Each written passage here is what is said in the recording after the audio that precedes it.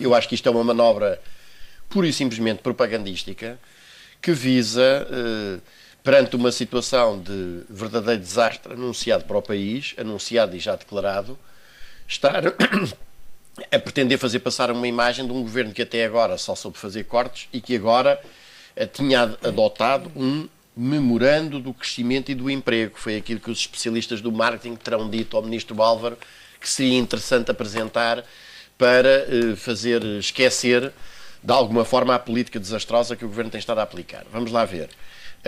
Informação específica sobre o que é que significa cada uma destas medidas? Não temos. Concordo inteiramente com o que o Luís Gomes disse a esse respeito. Álvaro Santos Pereira disse na conferência que primeiro quer apresentar o plano aos parceiros e aos partidos e só depois, amanhã, o dará a conhecer à comunicação social. Se fosse assim, então não o anunciava sequer. Então isto não tinha nenhum significado, este anúncio. Este anúncio visa exatamente transmitir uma opinião para o público, que é nós agora estamos interessados e empenhados e temos aqui um conjunto de medidas para o desenvolvimento económico. Aliás, é preciso recordar que este ministro é especialista em operações deste género, porque logo na parte inicial do governo, na altura, anunciou uma verdadeira corrida ao ouro e a demais minérios, que iria criar milhares e milhares de postos de trabalho, trazer milhares de milhões de euros de receitas e, afinal, como se viu, tudo isso não passou de conversa fiada. E eu quero sublinhar, sobretudo, o seguinte. Primeiro, quanto à informação sobre as medidas, não há nenhuma. Segundo, a aposta em, sobretudo, nos preocuparmos com as exportações é, a meu ver, uma aposta errada. É claro que o setor exportador é um setor importante, que deve ser apoiado e incentivado, mas Portugal deve, sobretudo, e antes de mais, produzir para não ter que importar tanto. E este é um aspecto estratégico fundamental em que se está a seguir aqui uma direção completamente errada. Terceiro, as empresas naturalmente precisam de algo, e em particular as pequenas e médias empresas, mas sobretudo as pequenas e médias empresas ligadas aos setores produtivos, precisam de algum apoio e precisam de serem livres de um sistema fiscal e de um sistema bancário que tem sido bastante avesso a esse apoio. Mas, sobretudo, o que as pequenas e médias empresas precisam é de que haja cidadãos com poder de compra para poderem adquirir os produtos e os serviços que elas produzem. E, portanto, é uma visão completamente errónea estar a pensar que se desenvolve a economia pura e simplesmente abrindo mais linhas de crédito sem mais. Portanto, Portugal o que precisa é um plano estratégico de desenvolvimento económico que aproveita as nossas vantagens competitivas de partida, designadamente a questão dos portos. Álvaro Santos Pereira apresentou este plano como sendo um plano para o país, um plano de longo prazo. Sim, mas isso é tudo lérias. Mas isso significa o quê? Portugal tem uma localização geoestratégica, como eu próprio me tenho também procurado empenhar em defender continuamente, tem uma localização geoestratégica absolutamente ímpar, que poderia e deveria permitir que fosse a porta de entrada e de saída do essencial do tráfico de passageiros, mas sobretudo de mercadorias, em particular por via marítima. Isso implica coisas, não implica declarações. Implica, por um lado, que a gente tenha uma rede de portos devidamente modernizados e apetrechados, e só temos um neste momento. O Porto de Lisboa é uma vergonha. É uma vergonha, é preciso dizer isto com toda a clareza. Nós temos, de facto, o único porto atlântico de águas profundas de toda a Península Ibérica, que é Sines, e que é um porto moderno, mas a precisar também de expansão. Mas precisamos ter, de facto, essa rede de portos e precisamos ter uma rede de transporte ferroviário. Transporte pesado, em bitola não ibérica, mas europeia, permitindo mista, que ligue os portos entre si e que ligue essa ligação dos portos com a Europa pela linha tradicional da nossa imigração e não, ou seja, por Vilar Formoso, Valladolid, Irún, direito ao centro e ao norte da Europa e não pela centralidade de Madrid, que é o percurso que a Espanha nos está a tentar impor. E, portanto, isto é para já uma ideia, não é a única. Nós precisamos de produzir para não termos que importar aquilo que comemos hoje. Basta dizer que Portugal é o segundo maior consumidor de peixe do mundo e 2/3 do peixe que nós consumimos importamos. E a esmagadora maioria desse peixe que importamos de Espanha, cuja frota pesqueira vem pescar aonde? Vem pescar fundamentalmente nas águas da nossa zona económica exclusiva. E, portanto, nós precisamos de novas leis, designadamente de emparcelamento, de proteção da reserva ecológica e da reserva agrícola nacional, de apoio à mecanização e à modernização da agricultura. Nós precisamos nos libertar da escravatura das cotas de produção que estão a matar à fome os nossos criadores de gado, enquanto Portugal gasta qualquer coisa como 900 milhões a 1.000 milhões de euros todos os anos para importar carne do estrangeiro. estrangeiro, nós precisamos de apoiar os nossos pescadores com um plano de reconstrução e de reequipamento da nossa frota pesqueira, e assim é esse plano de desenvolvimento da economia nacional que naturalmente tem um enorme obstáculo que é incontornável, que é enquanto se aceitar a lógica do pagamento da dívida e enquanto se aceitar a lógica da pertença ao euro, não há hipótese de Portugal ter autonomia de decisão nesta matéria.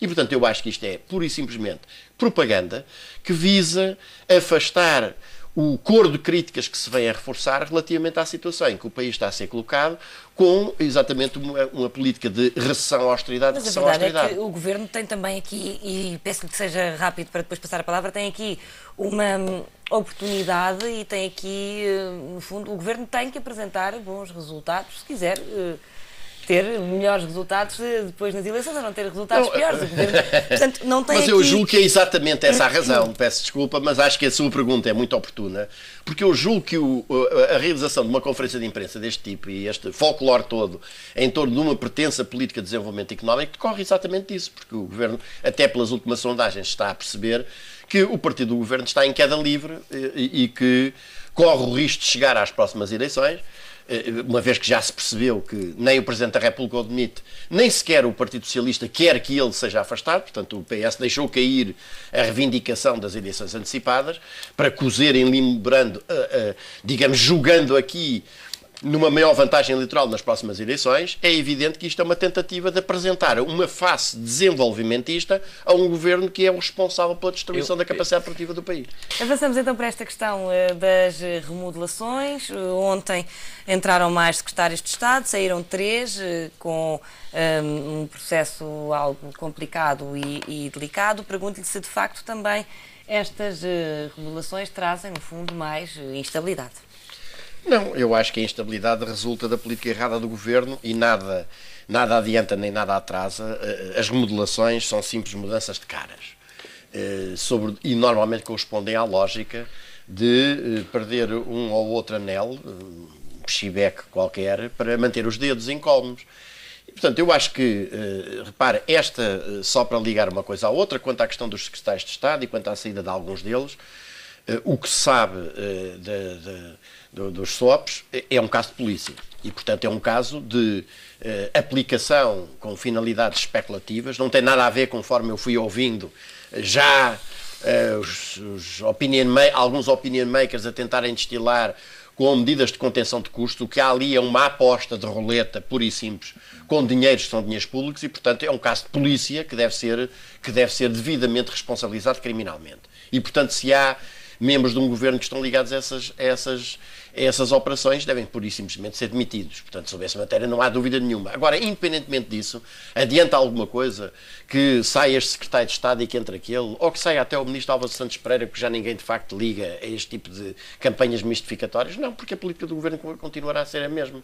E eu saliento apenas, porque me parece que esse é o aspecto fundamental que resulta daqui, é que o governo está convencido que enquanto faz operações deste tipo, se deixa de discutir que Portugal tem neste momento mais de 1,5 milhão de desempregados, dos quais de desempregados reais, dos quais menos de 1/3 recebe o subsídio de desemprego e daqueles que recebem estão a chegar ao fim desse subsídio de desemprego uma percentagem significativa, o que significa que aquela percentagem de pessoas a viver abaixo do limiar mínimo de pobreza vai dar um pulo enorme em muito curto prazo e, portanto, temos neste momento 2 milhões de pessoas.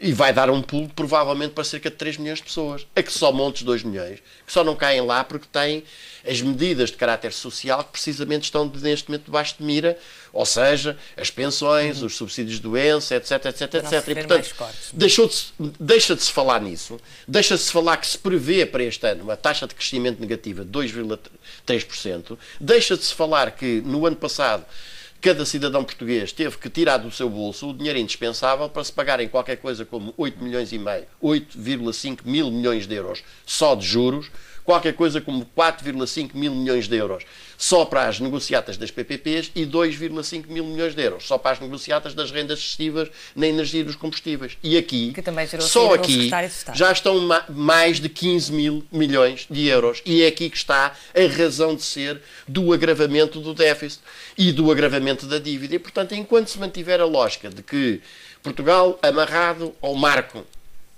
leia-se o euro, e que a um pagamento de uma dívida que não foi o povo português que contraiu nem foi contraída em seu benefício, nenhuma medida de expansão económica será possível adotar.